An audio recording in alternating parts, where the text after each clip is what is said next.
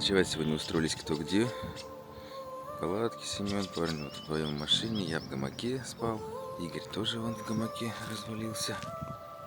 Собрал вчера свою байдарку. Год она не ходила по воде с прошлого мая.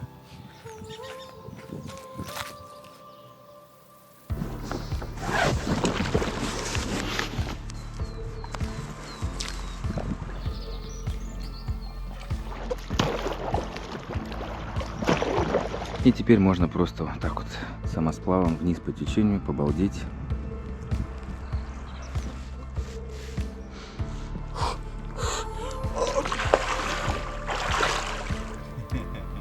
Семен тут сидит, развлекается. Ну что, открываем сезон.